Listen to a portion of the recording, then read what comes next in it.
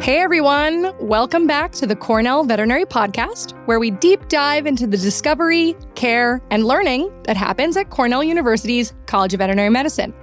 I'm your fabulous host, Dr. Michelle Moyle, visiting assistant clinical professor and favorite Purina veterinarian, and by the way, Women's World Rugby fan. If you're not watching the World Cup, you should be. I digress. With me today is Dr. Steve Osofsky, the J. Hyman Professor of Wildlife and Health Policy at Cornell University's College of Veterinary Medicine, and the director, these are a lot of words, people, but he's really important, of the Cornell K. Lisa Yang Center for Wildlife Health. Welcome to the Veterinary Podcast. Thank you for joining me today. Thanks so much for having me, Michelle. I'm going to read... I love it. I'm very excited to talk to you. And I'm going to read your, a short bio. I don't even think I could. I'm barely scratching the surface at some of the things you've done, but I'm going to read it to the audience because I want them to get just a little taste of what you've done and what you do. Before joining us at Cornell, he has worked as a wildlife veterinarian in Africa, a zoo veterinarian, a biodiversity program advisor at the U.S. Agency for International Development.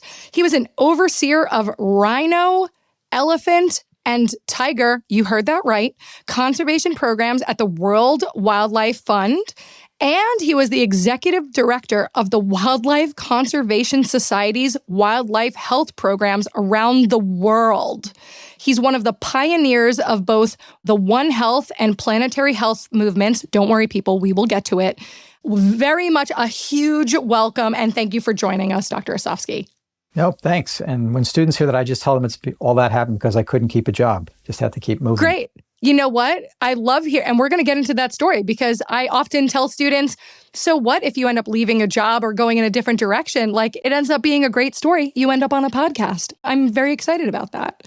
So, first of all, obviously, I've read what I think is an impressive career journey relating to wildlife health. And what I really want to know, and what I always ask our guests, because I think our listeners are what they're really excited to hear, is what got you interested in this field? Did you know from a young age, wildlife was where you wanted to be, or did it kind of develop over time? No, I'm one of those always wanted to be a wildlife vet. And I think I can kind of trace it back to two things. When I was 6 or 7, and I'm going to age myself, but I used to watch on Sunday nights Mutual of Omaha's Wild Kingdom. Marlin Perkins was this sort of statesman-like elderly gentleman who would sit in a tent, I think sipping martinis, while his younger assistant, Jim Fowler, would go jump out of helicopters and grab bears and wrestle crocodiles. I mean, that sounds like an okay arrangement. Yeah. Yeah, no, I decided to try and be the Jim Fowler, although I'm getting closer to the martini-holding Marlin Perkins at this stage. We love that here. A good mix. By the way, for people listening, back in what I'd like to refer to as the olden days, we also used to get up and change the channel physically on the TV. I would just like to remind people that he probably had to actively participate in finding this show. And adjusting the rabbit ears on the TV to get the signal. Yes, we had antennas on the TV. Oh my goodness, taking it back. I love it. So you always knew, was there a moment, was it that show? Was there a pivotal moment that you can recall? No, this is going to sound trite, but at that same age, I remember going to what I now recognize was a probably not so high quality roadside zoo, the Catskill Game Farm. And I remember being eye level with a If you're still white around rhino. Catskill, we're not saying anything bad. It's just a comment on back then. They're not around. They actually were closed down. Okay. Oh no. Oh my gosh. I talked to my lawyer before doing this interview. Yeah. Got it. Okay. So I'm just looking at this rhino eye to eye, and this is in, upstate New York. And there was a rhino in upstate New York? In this zoo. And I said to my dad, how is this animal here? And he told me a little bit about it. I started reading that this animal was brought from South Africa. Anyway, there was something about looking a white rhino in the eye at that age that certainly just continued to, foster that interest. And I never wanted to be anything else, really. Yeah. Oh, that's so neat. You found your passion at a young age. And for everyone listening, different paths. If you found a passion for it now, let's say listening to your favorite podcast, that's okay too. The Rhino's there for everyone to help. We're going to jump around a little bit because I like to talk about kind of our commonalities. So I'm a graduate of the vet school at Cornell, and I understand that you're an alum as well. Class of 1989, which is, okay, not to state the date for a point, but veterinary medicine has significantly changed since the late 80s. It's significantly changed since I graduated in 2007. So could you tell us a little bit about what it was like to be a vet student then? Notice, people, I'm not saying back then because the 80s were awesome. So I'm just saying at that time. Well, I remember doing the Brontosaurus physical exam labs. Those were very challenging. I think they've dropped those since then. If you're watching this, you should have just seen my face, everyone. No, I'm feeling like this is the senior hour of your podcast. Let's not age me too much. No, honestly, I loved vet school. In the 80s, our class size was 80. It's obviously larger now. And I think one of the things that I really remember, we didn't have a hugely diverse curriculum in terms of wildlife medicine. We had a little bit, but even then we had a very active student group. Now it's called ZAWS, the Zoo and Wildlife Society. And the group used to bring in outside speakers. And I remember that being really important to my professional growth because it was like you were craving we had to learn the dog, cats, horses, chickens, and cows and pigs, but to get a taste of the wildlife side was always very important. So one of the things I do now is try and bring in as many really cool guest speakers so our students get that as well. And the student group is very active these days. So that's been great. That's awesome. I talk a lot on this podcast about something called diversity of thought.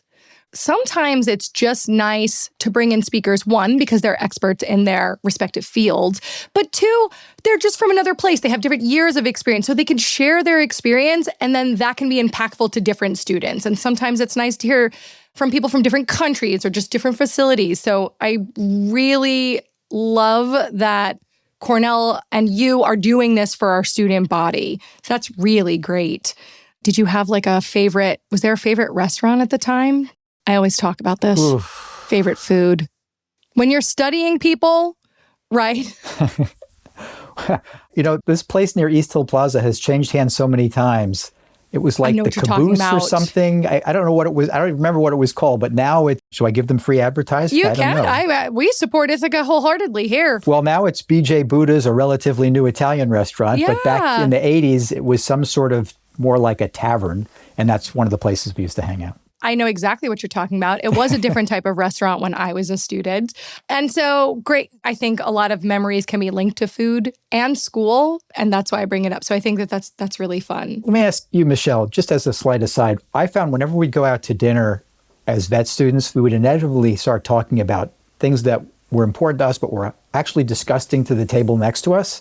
Oh, yeah. And so we really got in trouble a lot. Can you people quiet down? Because we'd be talking about a surgery we saw or an abscess we drained, and that doesn't go off well in public restaurants. Yeah, by the way, everyone, that holds true even to this day. We can't help it. We have to share. And have I eaten lunch after, I just dealt with a bunch of parasites and things? Sure have. We kind of get past it quickly at vet school. But we wash our hands before we eat. Now, you're considered, as I mentioned in the intro, you're considered a pioneer of the One Health movement. And we've touched upon that during the podcast in general, but I would love for you to explain what One Health is. And if you don't mind also adding, why is One Health really important? Because it is. Sure. For me, One Health is an approach. It's a way of recognizing that our own health, the health of wildlife, the health of our domestic animals are all inextricably linked and, very importantly, all underpinned by how we steward the environment. So what it really brings to bear is the need for a holistic approach to health and environmental challenges. In other words, if you only approach a disease issue in wildlife or in domestic animals or in ourselves just with that one species or that one patient and ignore all the factors that are actually leading to that state of illness, you're likely not going to solve the problem for the long term. So right. One Health really makes you take a step back. It's what I describe as systems thinking, so that you think about these linkages so that you can actually find the real root cause of the malady or problem that you're trying to solve, rather than just deal with a particular symptom, if that makes sense. It does make sense, because thinking about it, especially as someone who is in clinical practice, if you're treating symptoms or signs of a disease, then essentially they will return if you don't identify and treat the root cause, right? And so I love that. And you're also looking at other factors, right? So we could say, hey, this disease just developed, but it could be genetic, it could be environmental, it could be all of those things together. And when we look at it in the animal population, it can also benefit the human population and vice versa. Right. I mean, it's really about trying to find that way to optimize the health of all of us, all of us who share the planet, rather than just pick and choose. And I think if we're wise about it, we can do that. And for everyone listening, when veterinarians take their oath, right? So we take an oath when we become doctors, and essentially we know that we're here to help animals, but that oath includes the betterment of humans as well. Now, whether or not that's the betterment through health or research or through the human-animal bond, right, the connection that humans have with animals, we all do it in a different way, but it is linked from our very beginning that we will, participate in this One Health approach, but some more than others. So how did you become involved in this One Health movement, essentially? Yeah, I mean, being in conservation, the idea of One Health was somewhat just baked in. It seemed very obvious to me, but it certainly wasn't something that people were thinking about at the time. And when I started at WCS, I worked with Dr. Billy Karish, and he was very much a One Health thinker, a systems thinker. All of our projects, all of our programs really were taking this approach. And we thought it was really important to start promulgating this and sharing the concept. So the first sort of, for me, public airing of this concept was in 2003 when I launched the Animal and Human Health for the Environment and Development Program, which the acronym is AHEAD. And that was focused on these interface One Health, these One Health issues in Southern Africa. And I know we're going to get to that.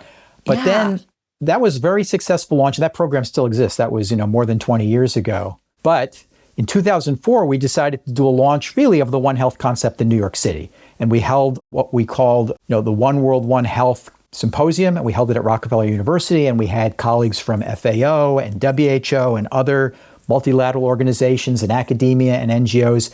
And we really outlined the reasons that this was important, along with lots of examples of how we could do better as stewards of planet Earth and stewards of health among species and among humanity. At that 2004 conference, we launched what we called the Manhattan Principles on One World, One Health. And those are still referenced today. It's a series of principles that outline why this is important and how it can, again, make us more efficient and successful. That's really when the term One Health started. If you Googled it, we had no Google then, but if we had Google, we looked it up in books. There would have been 0 hits the day before that conference, I think. But now, that obviously has become more common parlance, certainly among veterinarians, but also more broadly among health and conservation practitioners. That's so neat. Here's what I hope listeners hear from that. I mean, acronyms aside, what I love about this is you had a passion. You sought to make something better. You worked with others because collaboration is very important. Yes, even in clinical practice, you are not a lone wolf. But you now have a long-standing legacy that is still taking care of this very important group, right? Group of animals and, again, people as well. So legacy is, I think, an interesting concept. We've talked about it on the podcast before, but what a beautiful legacy. And I just wanted to highlight that because I think that that's really important. Has anything changed since you started? Because you said, again, we weren't Googling things. So what do you think is the most significant thing that has changed from when you started in One Health and now?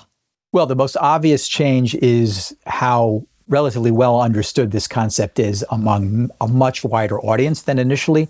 And honestly, it was sort of almost a secret among the veterinary community for quite a number of years. It really didn't take off right away. And part of the utility of it really became clear in the mid-2000s when we were having, really obvious problems with things like avian influenza.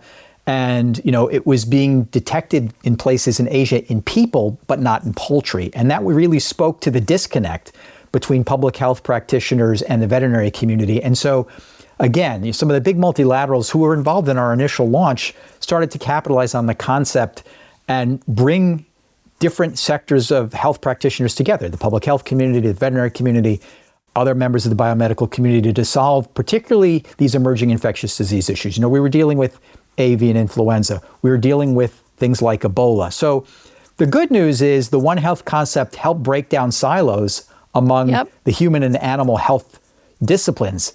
The sort of bad news is that One Health sort of almost became synonymous with emerging zoonotic diseases, zoonoses being the types of diseases that move from animals to people. But if you look back at the Manhattan Principles, for example, our intent was always for it to include that, but be much broader than that, not to be confined to just those types of diseases. But I think we've progressed. I think that is more of the case now. People are using One Health to solve a broader array of problems. But there was a long period of years where you could have looked at everyone who was using One Health was basically using it as synonymous with dealing with zoonotic diseases. And that was a little bit constraining. Yeah. Wow. Could you tell me, what do you mean when you say multilaterals? Multilateral organizations are organizations that bring different countries together, like in the UN system. So the World Health Organization, the Food and Agriculture Organization, things like that. Awesome. See, people, we figured that out. We didn't figure it out. We had to ask. That's okay. So you have this One Health program that you are putting all of your heart and soul into.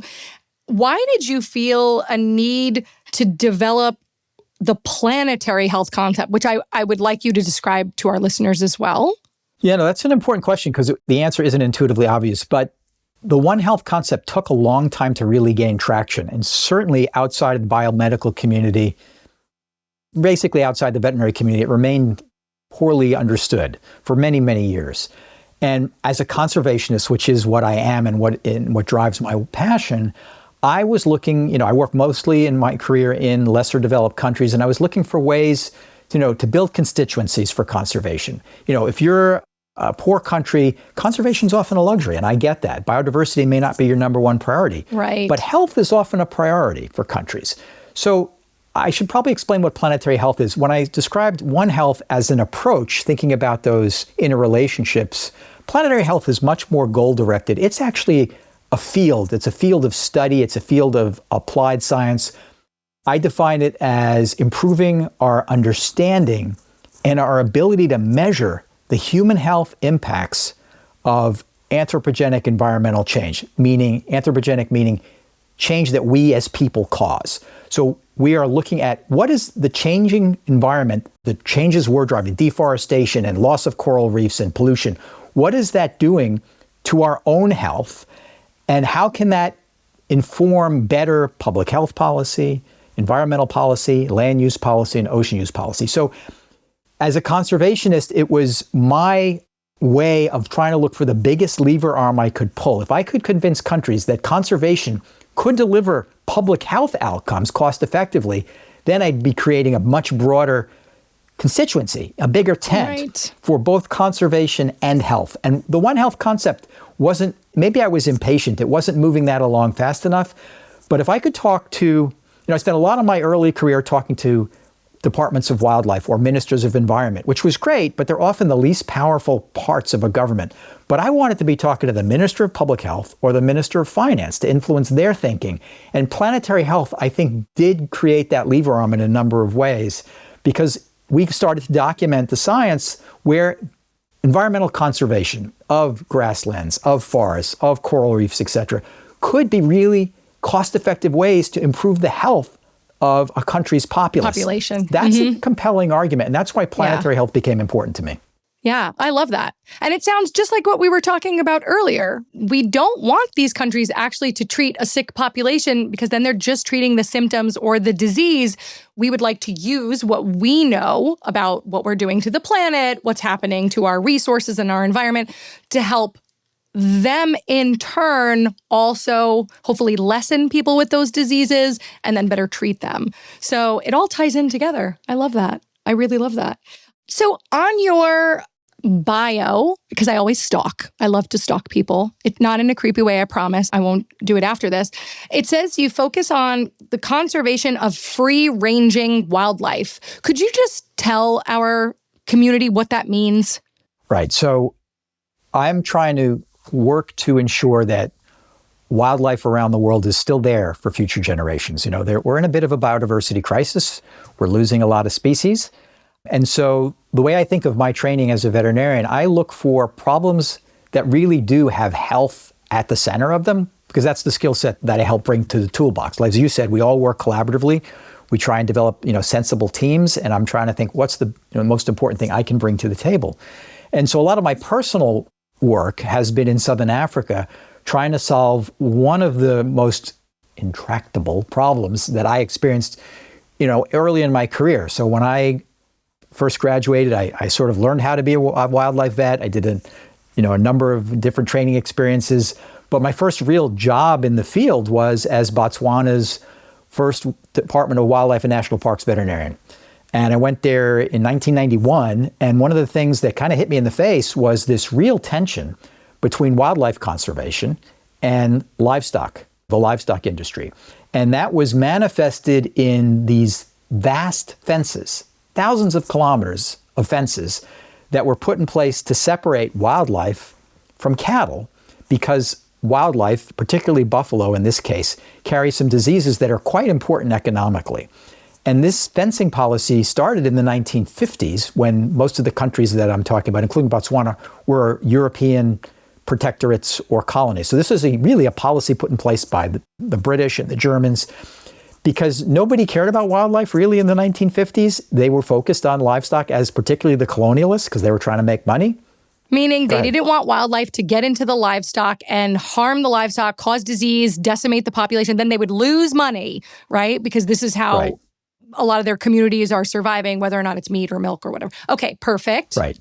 Well, it was actually, I wish it was as benevolent as concerns about local communities. It was really more about creating export markets. Wow. And those didn't always benefit the poorest of the poor. So fast forward to today. Today, wildlife really matters to countries in Southern Africa, like Botswana and Namibia and Zimbabwe and Zambia, et cetera.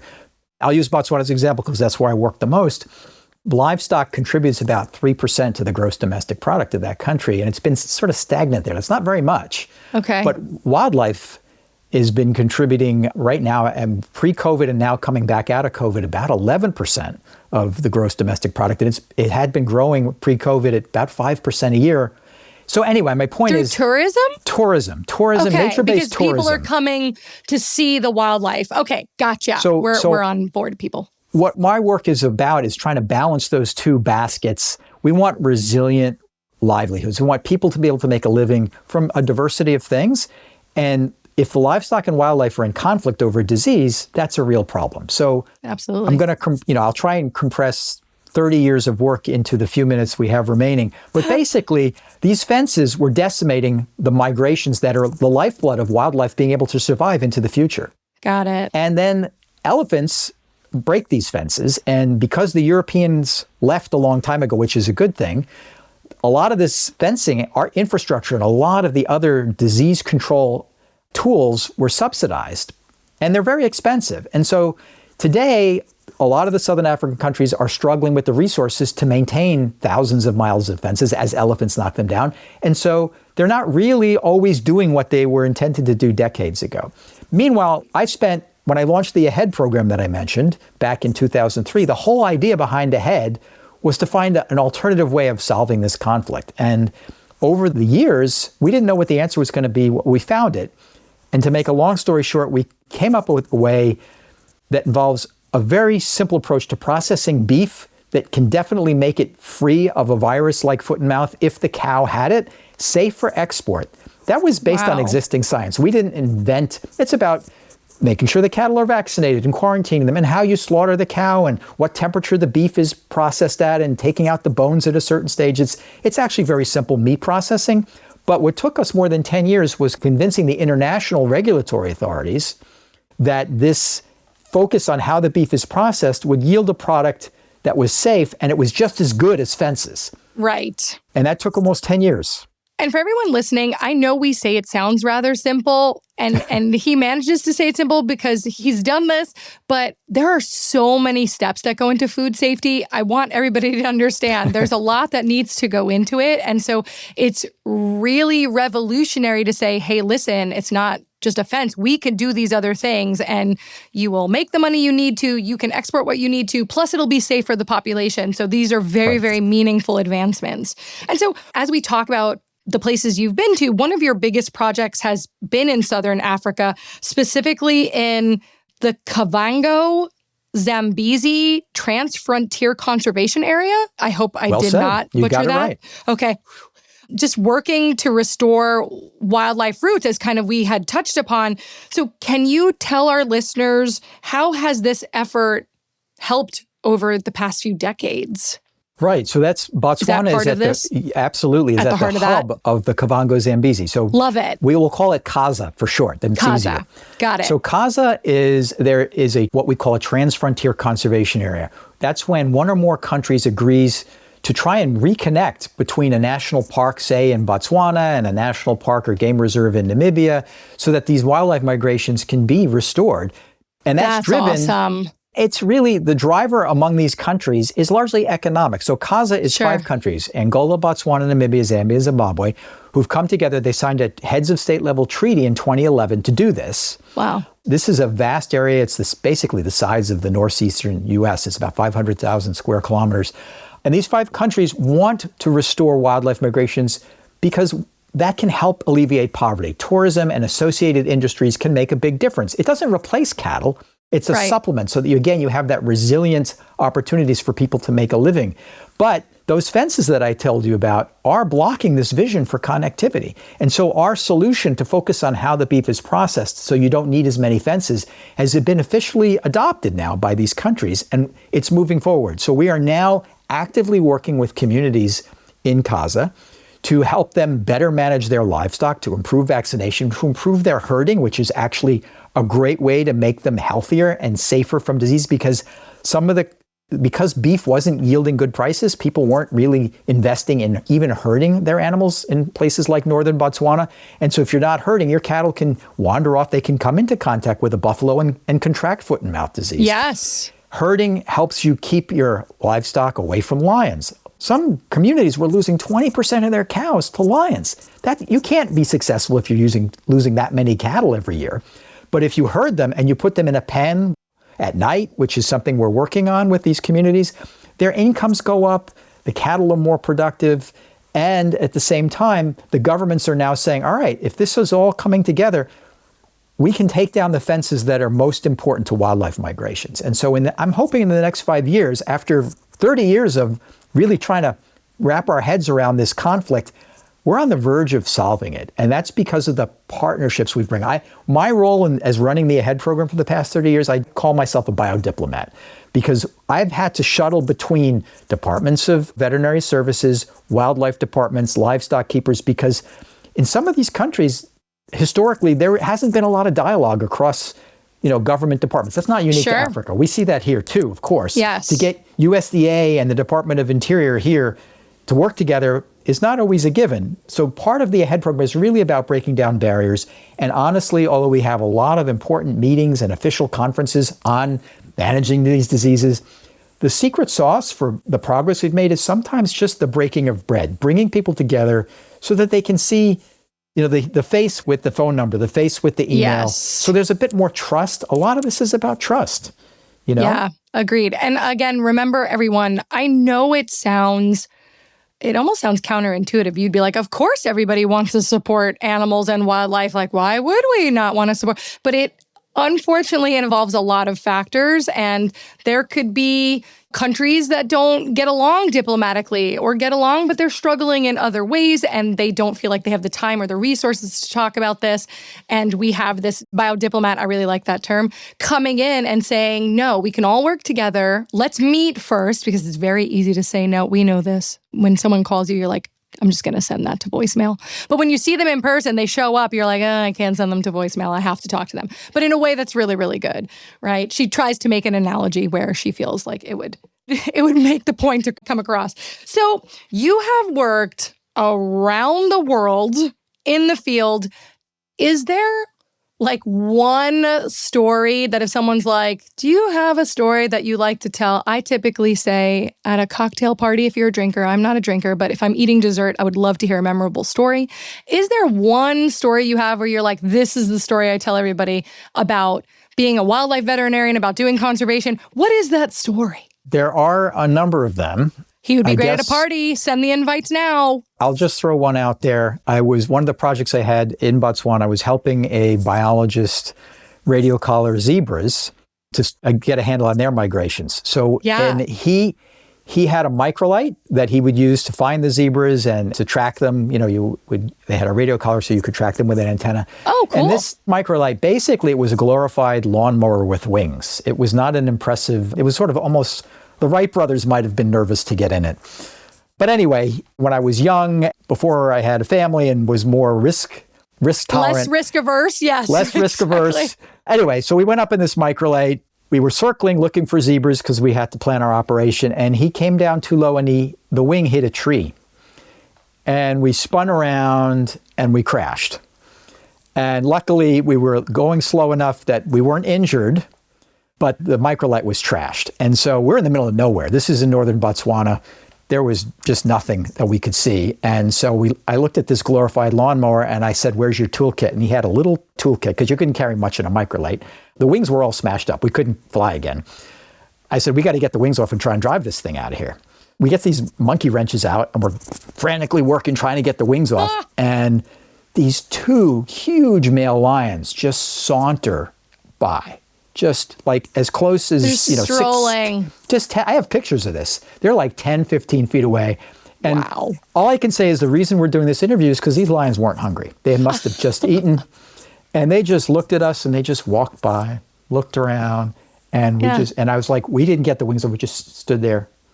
And the lions just walked away. And then a few hours later, a military truck came by and we flagged them down. And You're like, spent another few hours with 10 guys loading this microlight into this truck. But I've not been in a microlight since. That sounds very reasonable. I would say that that's a solid story. That is that's a good story.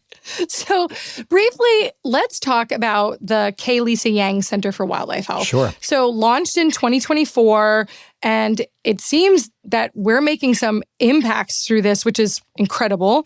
Can you just tell us more about the center, what you feel it's about? Because we've had other people talk about it, but I really like to hear from individuals and how they see it's making impact. And I'm very grateful to Lisa Yang, who's been an incredible partner in this. She provided us with an incredible gift to launch the center. We had started a wildlife health center at Cornell, and it's a virtual center, but it's an umbrella for all the amazing things that are happening at the veterinary college, but also at other parts of the university in this wildlife health, One Health conservation space. The whole idea was to create more of a community of practice, more opportunities for collaboration. And obviously that takes resources. So we have funding for some of these programs that we've been talking about, as well as programs, basically around the world. And we've also been able to do a lot more for our students in terms of getting them anywhere they want to go in their summers to get mentored experience, experiential learning. We have a new postdoctoral fellowship program where we're bringing in young scientists to train with us in the wildlife health space. We're supporting some PhD students. But a lot of what we do is work with our country partners around the world, NGOs, governments, communities. The whole vision for this is a healthier future for wildlife, people, and planet. And really, I like to tell people that we do this because we need nature, and now nature needs us. That's sort of our slogan. Yeah. And a lot of people don't know what that means. People say, we don't need nature. We can do whatever we want.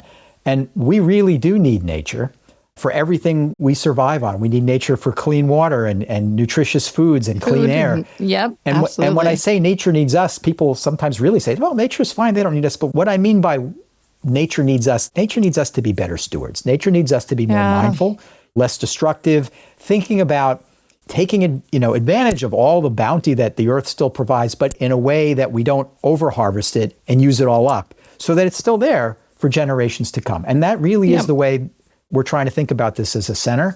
So it's about actual outcomes and impacts in the world for wildlife and the communities that often depend on that wildlife. And it's also about training the next generation, because we're obviously at a great university like Cornell, and training is a big part of our mission. Absolutely. It's very easy, I'm sure, in this modern world to just focus on what you're doing and forget that the impact of even the smallest thing can really affect nature and our wildlife.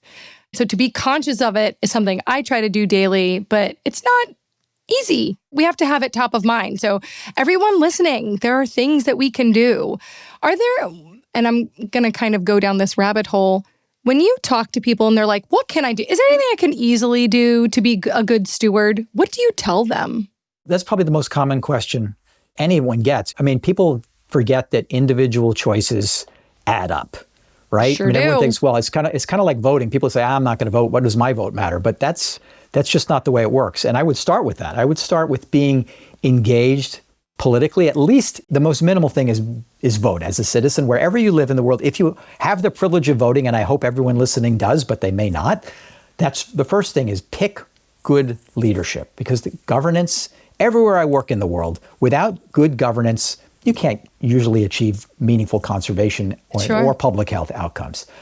Our food choices matter in terms of eating closer to the plant-based foods as much as you can. In terms of environmental impacts, our consumer choices matter in terms of products that are, less environmentally negatively impactful. Your transportation choices, the individual choices we make really do add up. And then obviously supporting conservation organizations, whether it's something you do as a profession or whether you're a donor. I think all of us can make a contribution in the choices that we make. So there's a whole range of things that we can do. I think a lot of us when we think about voting, we might think of, there are a lot of good reasons to vote, everyone. Please exercise your right to vote, as he mentioned.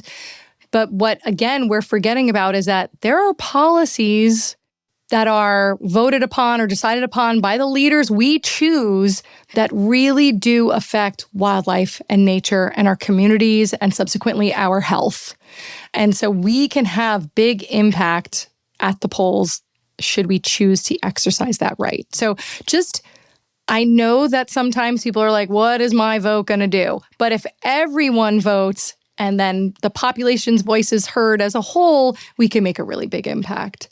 I really appreciate that you mentioned that. Out of all the things you've done, and you have done a lot, which is really fantastic, is there something that you're the most proud of? Is there something that sticks out to you and you're like, I am so glad, as a Cornell veterinarian, as a wildlife veterinarian, as a person who has focused on One Health, is there something that you're like, this? You want me to pick my favorite child? Is that what you're asking me to do? As an aside, maybe you should tell us who your favorite kid is. We'll hide it from them as well. I would say proud and humbled is the combination. I think the two things that come to mind, yeah.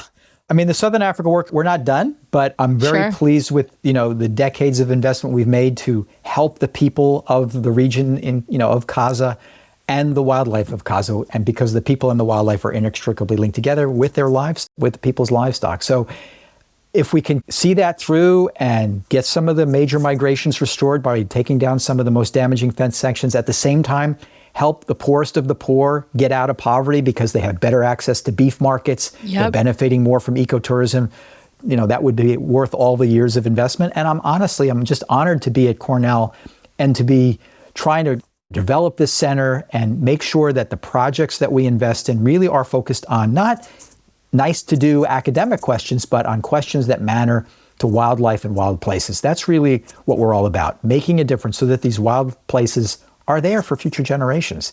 And Cornell and Lisa's generosity have given me a tremendous platform. And I'm just overwhelmed by the great colleagues that are at the university, but we have colleagues there, but now we have partnerships around the world, as I said. So it's really motivating when everyone's sort of pulling in the same direction and seeing how important this is, again, in that One Health sort of way for biodiversity, for wildlife, but also for the future of humanity. I mean, these things are not separable. I always talk about Cornell's motto and doing the greatest good. Exactly. And I think you have a beautiful platform to do this. And again, collaboration and diversity of thought can help potentially answer those questions and hopefully really help populations that are in great need. And so I really appreciate you mentioning that because I think it's so important. On a lighter note, because I know things These are heavy topics, but they need to be addressed and they need to be spoken about. So I'm so thankful we got to talk about some of it here. The listeners as a whole might know that I'm a little bit obsessed with food. So I usually talk about, as demonstrated by the restaurant question I asked you earlier. In all of your travels, is there a favorite meal you have? When you go to Botswana, you're like, I must have this. Or you go somewhere and you're like, this is my 20th trip here and I always get this. I'm going to flip the question because the thing that comes to mind is my least favorite thing. Oh, no. Okay. Because when you're visiting another country, you're a guest. You need to be very culturally mindful. And I was working in Mongolia, and one of the Mongolian traditions, if you get welcomed to someone's house, is they offer you fermented mare's milk, which I totally appreciate. I was honored to be offered fermented mare milk, but it's an acquired taste. Let's just leave it at that. That was a tough one. You know what? That is understandable. And we're not here to insult any type of meal or food, but sometimes we're just used to different tastes, having grown up in a certain place and they love it elsewhere. And I've had, similar experiences with certain food. So I completely understand. And so is there something, kind of as we wrap up, is there something that people don't know about you? Like, how about a hobby, something that might surprise them? Okay. No, I'm an open book. The first time I went to Africa was between college and vet school. And so I went to Kenya in 1984-85 for a year-long fellowship, which we can talk about in another podcast.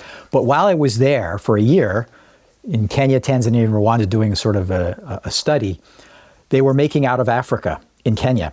Oh, the movie. The movie. And they put out a call for extras because they needed a bunch of soldiers for a camp scene where Meryl Streep is in this tented camp and they needed more soldiers. And I volunteered and they gave us costumes from that era. And then they said, we need some soldiers to ride across in front of Meryl Streep on horses. Anybody good at horseback riding? Now, I wasn't that good at horseback riding, but I thought that sounds really cool. So I put my hand up for that one too. And I was part of a group of about 6 guys who were supposed to ride across this setting on these horses. And it was very clear that I was not the horseman I had hoped to be. And this is true. Sidney Pollack, the director, who has since passed, but he threw me off the set. So that's something nobody knows. Maybe I'm on the cutting room floor somewhere, the Out of Africa splicing when it happened, but I didn't make the final cut. So everyone, Out of Africa is like a super famous movie. I know those listening might not have heard it, but very famous. And he got tossed off the set. Okay, this was fabulous. I needed that. That was that tidbit we needed. Dr. Osofsky, thank you so much for joining me today. Thank you, Michelle. Thank you for doing what you do. Thank you for doing the greatest good, for helping the people and the animals that you help across the world. We very much appreciate it. And I hope someone listening understands that they can be a part of this, small or large, but they can find their path to help with conservation, to help do some of the things you do. And some of it are things that I never thought a veterinarian would do, right? Like we're thinking about fences, we're affecting policy, we're doing really neat things. And I'm just so glad you got to share with our audience. So thank you so much for joining me. No, my pleasure. And thank you for the opportunity. It's been great. Yes, absolutely. Thank you, everyone, for listening to another episode of the Cornell Veterinary Podcast. Remember, women's rugby is happening. Hockey is coming back soon. So if you're a Cornell hockey fan, we're excited. Listen and subscribe on your favorite platform. And I will talk to you all soon.